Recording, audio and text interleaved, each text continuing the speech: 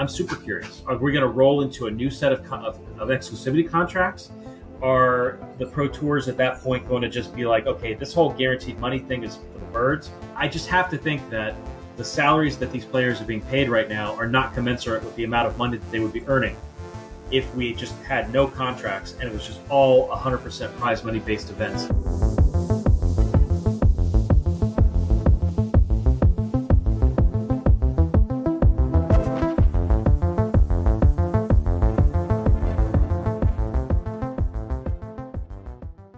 This is the moment we waited for. Everything you want is right here. We gon' give them what they came for. We gon' take it up from last year.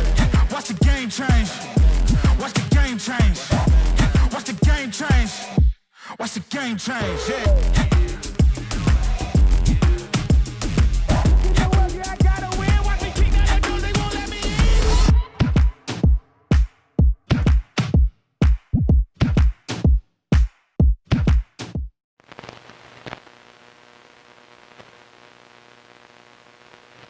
Welcome to Selkirk TV.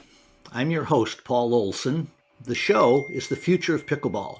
We deal with the people that are making the sport go, making it grow, making it expand.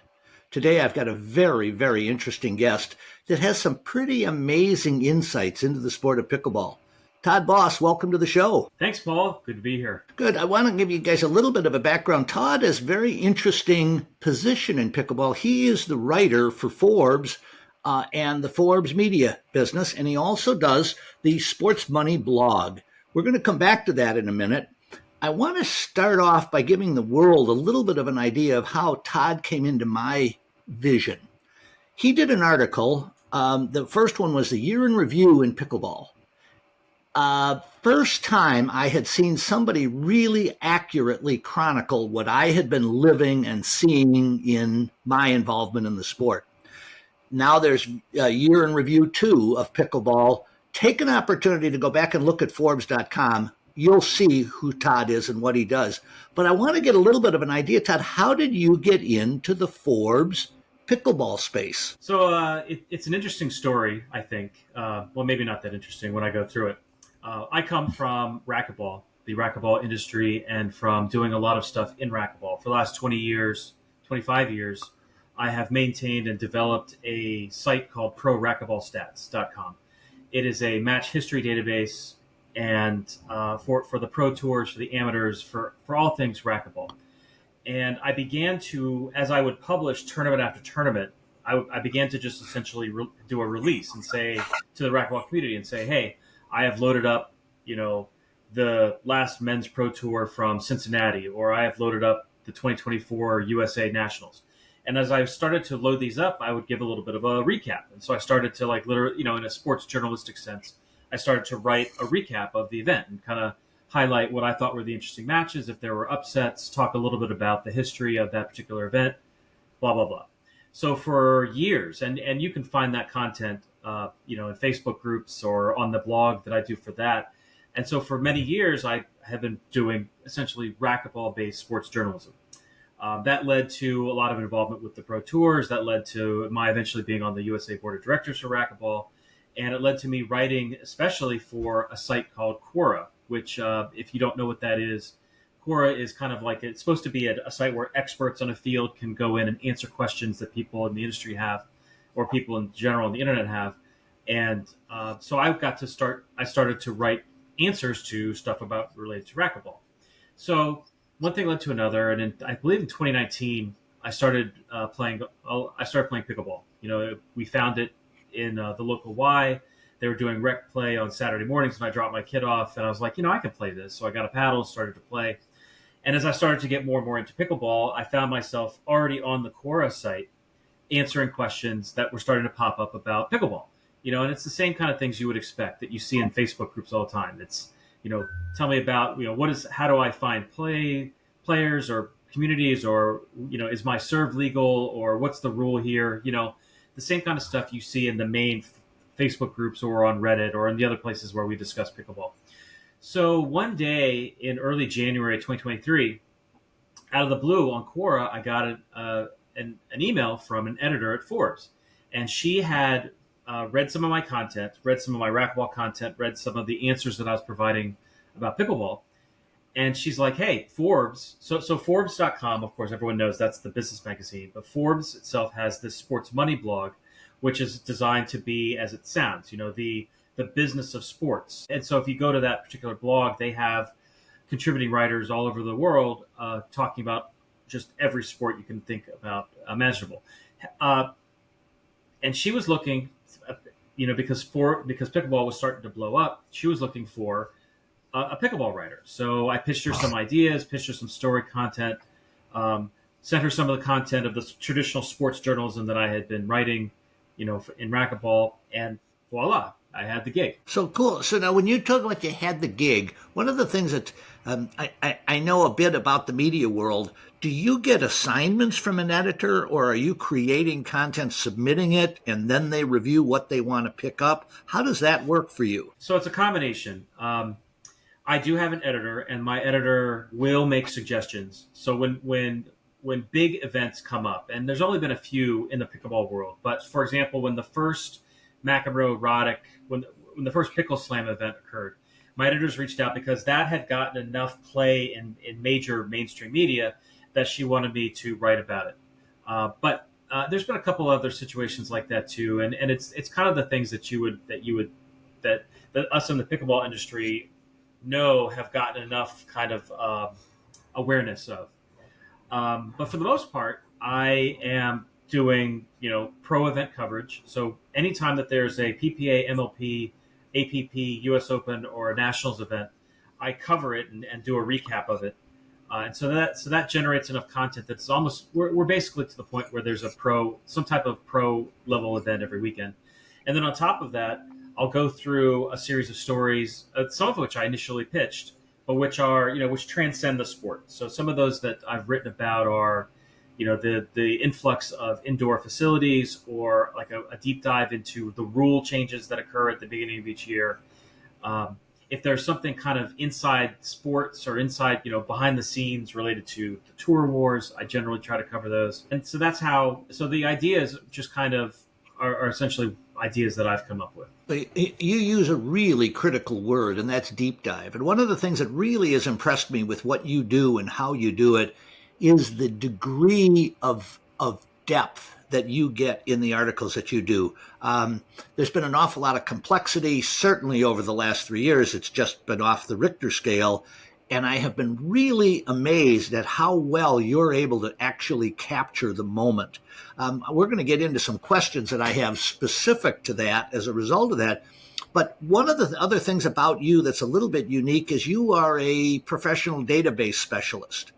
Tell us a little bit about what you do in the database world and how that's factored into what you do, and then ultimately for the APP. Sure. So as my real job, I should clarify, because this question comes up a lot. I am not a full-time employee of Forbes. I'm a contributing writer, which means that I'm writing these articles essentially in my spare time, nights and weekends, shall we say. For my real job, my full-time job, I am a professional database consultant.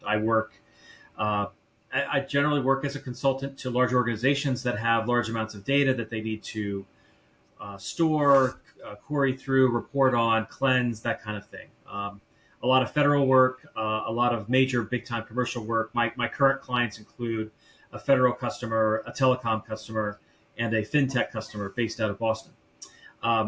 So how does this translate, though? There is kind of an interesting story. I'm going to go back to the racquetball world. So when I built the racquetball database of matches that I talked about, it's at its core, it's a match database.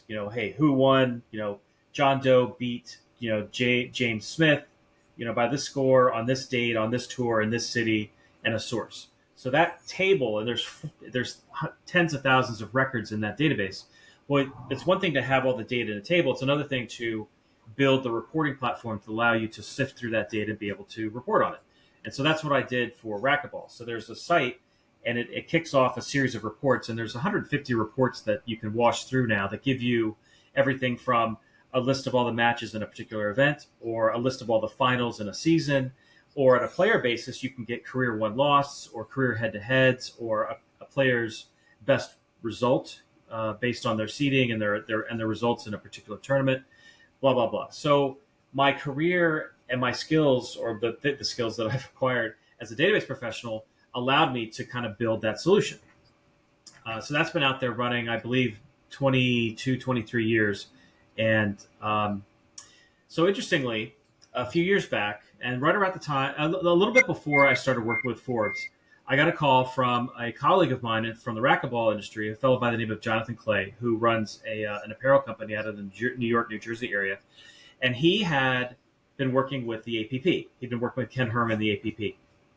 And he told me, he's like, hey, Ken is looking for someone to do rankings for his tour. And Clay thought of me naturally because of the data that I've done and the work that I've done in racquetball all these years. So we set up a meeting. I talked to Ken, and what Ken needed was he essentially needed a ranking system for his professionals. So if say Chris Hayworth wins a singles event, they're playing in Chicago this weekend, and Hayworth will be the 1 seed. If he wins that tournament, he will get a certain number of ranking points, 200, 400, 600. And over the course of a 365 rolling day calendar, that's how the APP and the PPA works the same way. The PPA has a rolling 365 day calendar of rankings for its players, different from a rating. If I say that I'm a 4.6 duper rated player, that's a rating. That's not a ranking on a pro tour. And so I eventually came to an agreement with Ken to write the program, and it's a Python-based program that takes in a formatted list of results for each APP event, kind of washes through them, and for each player and each division that they play, figure out how many ranking points they earned based on their placement, first, second, third, fourth, whatever, or the number of wins that they had in the event, because you get points per win, and you also get points per placement, like if you finished first, second, third, fourth, fifth, whatever. That program runs at the end of each APP event. I generate a bunch of reports, send them to their website developers, and then voila. If you go to APP's website, you will see the output of that work in terms is represented as the rankings for the Pro Tour. I want to tell you guys about one of the best additions I've got to my game. And it's not another paddle. It's not another shirt. It's my Selkirk tour bag. Selkirk bags are designed with tremendous intent. They're to help you organize, to keep things that you need with you where you can get at them whenever you want them. The beauty of the Selkirk bags is they're designed by a company that really thinks first, last, and always about pickleball. They've created a series of bags at all kinds of price points that are tremendously well designed, and frankly, they look really good. Look at the Selkirk bags, not only for what you do courtside. I use my tour bag as my travel bag when I'm going around the country. Selkirk will help you have the best experience you can have. Enjoy it. Thanks so much. You can find all the bags on Selkirk.com's website.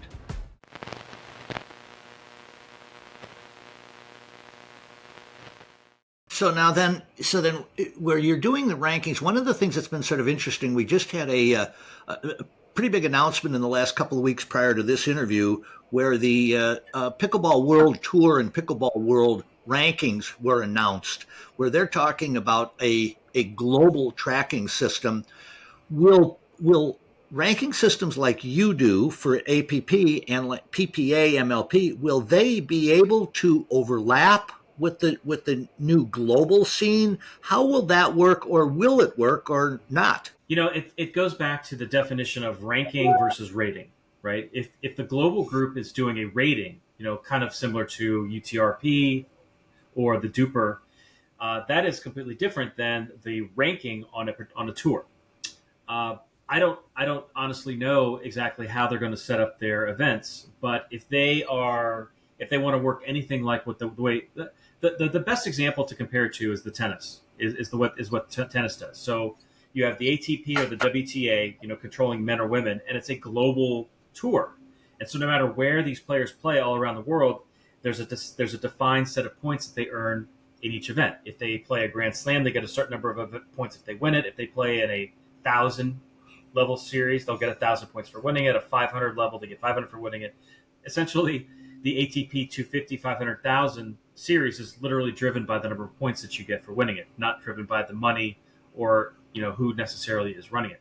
So if I go back and I'm the global group, and the global people want to do some type of cross tour ranking system wherein if I win a PPA event, I get a certain number of points. If I win an APP event, I get a certain number of points. If I win the Monsoon 2.0 event that just occurred in India, which is not sanctioned by either pro event, but which is clearly, a significant pro event that was getting money. They could come up conceivably with a system that leverages the existing ranking points of all these places and tries to come up with a way to do a global ranking across all of these events. Yeah, it's going to be sort of interesting. I had a very interesting opportunity to interview Pran Kohli, who is the head of the Pickleball World Ranking, and it is a ranking system, and the Pickleball World Tour. And he really had some interesting thoughts on how he thought this thing was going to go as it expands globally. I want to take a quick second and tell you, if you're watching this and you're enjoying what you're seeing, take the opportunity to hit the like button, subscribe to this show, and hit the notification tag. You'll hear about these shows the minute they're released and get an opportunity to see them directly. Todd, I want to jump into something on the technology side of things, because you've been really involved in technology, what you're doing with the database stuff. Guide us a little bit as to see how you see technology affecting pickleball. So there's several ways, there's several kind of, shall I say, channels or different paths that I think technology is going to start to play a bigger part in pickleball. So let's just start at the high level. Let's just talk about match stats, like who won something and trends and things like that. Right now, there's not a really great availability of just pure match stats. So when I write, I see that somebody made the semis as the number 28 seed, I want to know, well, is that out of character for them? What was the last time that person got to that level? And there's really not a cross tour availability of data to allow you to even have that very high rudimentary level of analysis on player results. So, and the reason for this is kind of obvious. For those of us that know the industry, there are competing factions that are kind of, they're privately owned organizations, and they don't share data necessarily. In fact, right now we're seeing kind of a divergence of people using the same platforms to even run their events. It used to be that all the pro events, well, not even all of the major tours used pickleball brackets. Now, the APP and the USA and USAP are going to start using UTR Sports as a sport platform. Meanwhile, PPA will continue to use the pickleball brackets platform because the same group owns both entities. And then MLP doesn't use either. MLP essentially uses a spreadsheet that they put online with some custom programming. So, and there's other entities out there. There's other tour. I've heard that the U.S. Open is going to use even a third platform when they eventually run their next event in 2025. I think they're going to use something called Pickleball Den, because the people that bought U.S. Open own that platform. And so now we're talking about 5 pro entities that basically use 4 different platforms to store their data, which is bad for those of us that have a goal of wanting to see all the data in one place. That was kind of a long runabout answer for just one of the places, but more specific to what you're talking about, I think that there's huge value in intramatch statistics analysis. So that what I'm talking about there is the ability to take a match and track at a detailed basis all of the details of the individual shots. So, hey, I serve to your backhand, and then you hit a backhand back to my partner. The third shot's a drive, or the third shot's a drop. And then someone tries to attack, and then there's a reset. And then eventually I get to a dink battle at the net between 2 partners. And so how many shots go across, or how many go to the middle, or how many go straight to the person in front of me? What is the average height of that ball? Where's that ball landing? How many times is this dink person basically hitting a dead dink and popping it up so that somebody can whack it? All of these are incredibly valuable stats, especially as a player. And I've only seen a couple shops that really kind of do it to a decent factor, because what if I have everything that I just described, then at the end of a match, which involves hundreds of strokes, right? Let alone, hundreds of points back and forth in a long match that's not rally scoring, but also hundreds and hundreds of strokes. Well, I want to know, what's my drive percentage on my forehand? What's my drive percentage on my backhand? What's my dink percentage for my forehand? What's my dink percentage for my backhand? If I find out, for example, because I'll take myself as an example. I like to play a power game. I like to hit drives on the third. Well, if I'm netting or if I'm hitting the back, if I'm making errors on 20% of my drives, but I'm only making errors on 5% of my dinks as a third shot drop, well, maybe I'm playing the wrong way, right? And I would never have that insight unless I sat there and had these kind of statistics available to me. I think there's an opportunity there. I've seen people do what I just described, but it's very manual, and it's basically somebody sitting there kind of cataloging each shot. And I don't think that it could be. I feel like a sport like tennis has this at a much better basis because you have, for example, they have engaged IBM that has done some multi-million-dollar investment into shot tracking or shot tracing for that you see all the time, and they can get you that kind of data. Other technology kind of channels that are going to be important or that are important to the influx of our sport are going to be line challenges or line calling. There's a lot of complaints in the pro game, especially about line calls, and we don't have Hawkeye in pickleball. Why? Because we don't have permanent courts. It's not like we have a U.S. Open stadium that's just sitting there waiting for the next U.S. Open to show up, where all the Hawkeye cameras have been installed for a decade and are perfectly ready to go. The PPA, the APP, these guys, they're basically like traveling circuses. They play in Cincinnati one week, and then they literally drive on a Monday night to go to Las Vegas and set up their courts, and now they're playing in Las Vegas. It's really difficult to have excellent tech at all, whether it's line calling or even the video or the other kind of technology that these tours need, or that customers like me would expect when you're moving around like in the way that they are, or when they're especially when they're playing on essentially temporary courts, the amount that they are. There's a couple other there's a couple of areas of tech that I think are important that maybe people don't realize as much. As we start to use indoor courts or kind of rental, or not rental, but facilities where you have to be a member to be a play, whether it's indoor, whether it's outdoor. The tech that drives and manages those courts is important. There's a couple of leading technology companies in place that make apps that integrate with the technology on the screens, that integrate with like the point of sale system or the membership or the court reservation system. All this stuff needs to flow together just to have a great user experience as a paying customer of an indoor facility, right? The tech and the integration behind what I just described is a challenge, and it's complicated enough that only a couple companies are even in the space. So that's a quick overview of of tech in pickleball from what I see. You're describing some things that are really exciting, and to imagine really as our sport grows and matures coming into that, would it be possible where we do have a number of indoor facilities that are fixed, that are effectively the equivalent of what the ATP you're describing does? Would it be possible to do a case study and set one of these up and actually have it really deliver sort of the optimal amount of information that you're describing? I think players would find it amazing if they could actually get a real analysis of what their game was and its strengths and weaknesses. I feel like we're getting closer to that point. They're for the first couple of years of all the pro tours, they were going to a site that had maybe they had some dedicated pickleball courts, but for the most part, they were repaving or repainting tennis courts, putting on semi-permanent nets and playing there, and then leaving and painting it back to be a tennis court.